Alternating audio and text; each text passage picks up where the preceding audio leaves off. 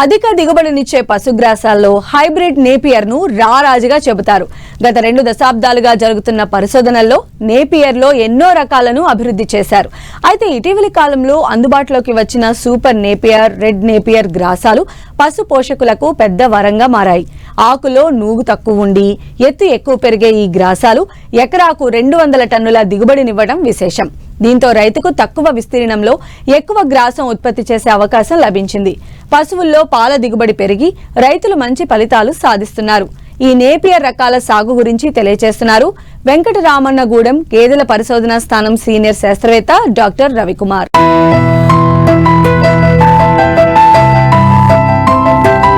తెలుగు రాష్ట్రాల్లో అమిత ఆదరణ పొందుతున్న పశుగ్రాసాలు హైబ్రిడ్ నేపియర్ గ్రాసాలు. ప్రస్తుతం సాగులో ఉన్న అన్ని హైబ్రిడ్ నేపియర్ రకాల కంటే సూపర్ నేపియర్ తో పాటు ఇటీవల వెలుగులోకి వచ్చిన రెడ్ నేపియర్లు అధిక దిగుబడిని అందిస్తున్నాయి. పశుగ్రాసాల సాగులో ఎన్నో ఏళ్లుగా రైతులు ఎదుర్కొంటున్న సమస్యలకు ఈ నేపియర్ రకాలు పరిష్కారం చూపిస్తున్నాయి.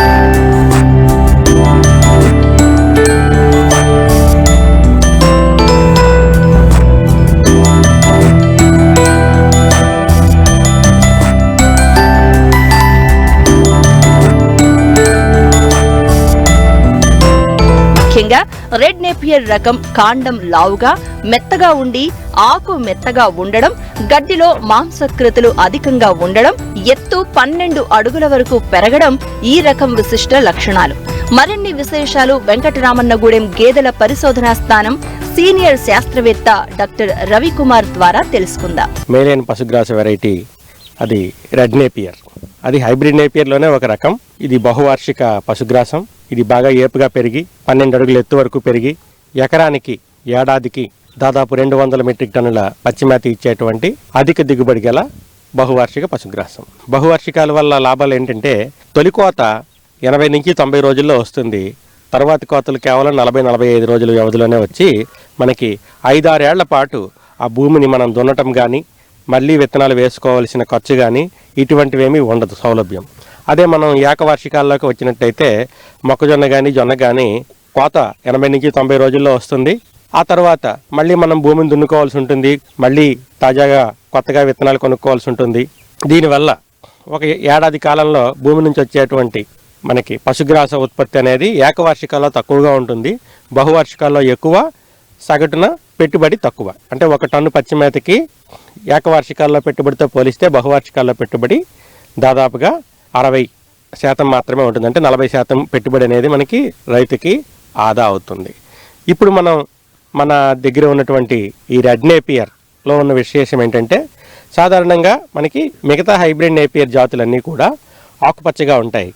ఇది కాస్త ఎరుపు రంగులో వస్తుంది, గులాబీ రంగులోకి వస్తుంది. ఈ రెడ్ నేపియర్ అనేది మనకి విదేశాల్లో అభివృద్ధి చేయించబడి ఉంది. ఇప్పుడు ఈ మధ్యనే మన దేశంలో ప్రవేశపెట్టబడింది. ఈ రెడ్ నేపియర్ యొక్క కాండం చాలా మెత్తగా ఉంటుంది, పశువు చాలా ఇష్టంగా తింటుంది, అధికంగా తింటుంది.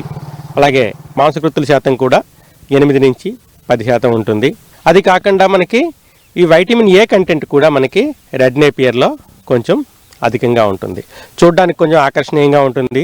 దానివల్ల రైతు సోదరులకు మనకు ఇది కొద్దిగా సాగు కూడా అనుకూలంగా ఉంటుంది. ఈ జిల్లాలో విస్తారంగా పండుతోంది. విత్తనంగా కాండం యొక్క కణుపు మొక్కలు తీసుకుంటాం. ఎకరానికి 10,000 కణుపు మొక్కలు, అంటే మనం మొక్కకి మధ్యలో 50 సెంటీమీటర్లు లేదా 1.5 అడుగు కంటే కొద్దిగా ఎక్కువగా మనం అంటే మీటర్కి 2 వచ్చేలాగా మనం నాటుకుంటాం. అలాగే వరుసల మధ్యలో కూడా మీటరు అంతరం చేసినట్టయితే మనకి ఎకరానికి 10,000 కాండపు మొక్కలు అనేవి వస్తాయి. ఇవి నాటిన తర్వాత నీటి వసతి పెట్టి కలుపు నివారణ చేసుకున్నట్లయితే తొలి కోత మనకి 80 నుంచి 90 రోజుల్లో వస్తుంది. ఆ తర్వాత మనం కోతకి మధ్యలో పశువుల ఎరువుని అదేవిధంగా మోతాదు ప్రకారం యూరియాని మనం వేసుకున్నట్లయితే మరలా మనకి కేవలం 40-45 రోజుల్లోనే మనకి పశుగ్రాసం 2వ కోతకు వచ్చేస్తుంది. సో దీనివల్ల సంవత్సరానికి నీటి వసతిని బట్టి 5 నుంచి 6 కోతలు వచ్చి సంవత్సరానికి దిగుబడి మనకి 100 మెట్రిక్ టన్నులు అనేది వస్తుంది. ఇప్పటి వరకు సాగు చేస్తున్నటువంటి కో1, కో3, కో4 తర్వాత ఏపీబిఎం ఇటువంటి రకాల వల్ల ఎకరానికి సంవత్సరానికి 100 టన్నుల వరకు వస్తే ఈ రెడ్ నేపియర్ అనేది మనకి 180 నుంచి 200 టన్నుల వరకు వచ్చేటువంటి అధిక దిగుబడి కలిగినటువంటి బహువార్షిక పశుగ్రాసం. ఇది ప్రస్తుతం సాగు తక్కువగా ఉన్నప్పటికీ కూడా మనం ప్రోత్సహిస్తున్న కొద్దీ దీని సాగు పెంచుకుంటే మనకి 1 ఎకరంలో మేపుకోగలిగే పశువుల సంఖ్య పెరుగుతుంది. అదేవిధంగా మన పశువులకి మనం కేటాయించవలసిన పశుగ్రాస సాగు భూమి విస్తీర్ణం తగ్గుతుంది. తక్కువ విస్తీర్ణ పశుగ్రాసంతో మనం ఎక్కువ పశువులు మేపుకునే అవకాశం ఉంటుంది. అదేవిధంగా పాల దిగుబడి, ఉత్పత్తి, పునరుత్పత్తి ఇవి కూడా మనకి బాగుంటాయి. అందువల్ల ఇక్కడ ప్రస్తుతం వెంకటరామన్నగూడెంలో ఉన్నటువంటి గేదెల పరిశోధనా కేంద్రంలో దీని యొక్క కాండపు మొక్కలు అనేవి అందుబాటులో ఉన్నాయి. రైతు సోదరులు ఎవరైనా సరే మమ్మల్ని సంప్రదించి వారు వచ్చే సమయానికి మొక్కలు కనుక లేనట్లయితే వారం 10 రోజుల్లో తయారైనట్టయితే ఆ సమాచారం మేము చెప్తాము. ముందుగా సమాచారం తెలుసుకుని ఇక్కడికి వచ్చినట్టయితే లభ్యతను బట్టి రైతులకు వీటి యొక్క సరఫరా కూడా చేయడానికి సిద్ధంగా ఉన్నాం.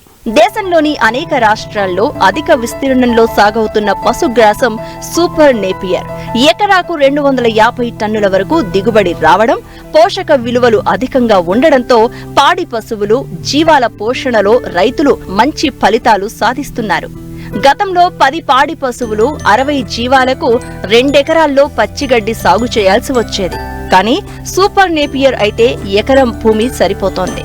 సూపర్ నేపియర్ సాగుతో రైతులు మంచి ఫలితాలు సాధించవచ్చు అంటూ తెలియజేస్తున్నారు శాస్త్రవేత్త. ఇప్పుడు మనం ఉన్నటువంటి ఈ పశుగ్రాస క్షేత్రంలో ఉన్న వెరైటీ ఇది సూపర్ నేపియర్. థాయిలాండ్ దేశంలో అభివృద్ధి పరచబడి ఒక 5-6 సంవత్సరాల క్రితం తొలిసారిగా ఈ సూపర్ నేపియర్ అనేది మనకి దట్టంగా పెరిగి ఎత్తుగా పెరగటం వల్ల సంవత్సరానికి ఎకరానికి 200 మెట్రిక్ టన్నుల పచ్చిమేత అనేది మనకి వస్తుంది.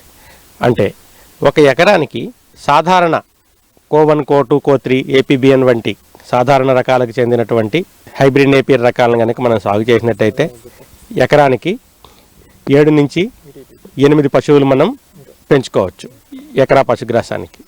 అదే ఈ సూపర్ నేపియర్ సాగు చేసినప్పుడు 1 ఎకరా పశుగ్రాసంతో మనం సుమారు 15 పశువులని మనం పెంచుకోవచ్చు. అంటే తక్కువ సాగు భూమితో ఎక్కువ పశుగ్రాసం ఇచ్చే రకం ఈ సూపర్ నేపియర్. సాధారణ హైబ్రిడ్ నేపియర్ రకాలలాగే ఎకరానికి 10,000 కడుపు మొక్కలు మనం కాండపు మొక్కలను మనం పొలంలో నాటుకుంటాం. అవి నీటి వసతి సరిగ్గా కలుగు చేసి భూసారం వచ్చేలా మనం పశువుల ఎరువు, అదేవిధంగా యూరియా వంటి రసాయన ఎరువులు కూడా మోతాదు ప్రకారం వేసుకొని ఆ తర్వాత మనం నాటుకున్నట్లయితే ఒక 10-15 రోజుల్లో ఒకసారి కలుపు తీయించుకున్నట్లయితే తొలి కోత నాటికి కలుపు దాదాపుగా అంతరించిపోతుంది.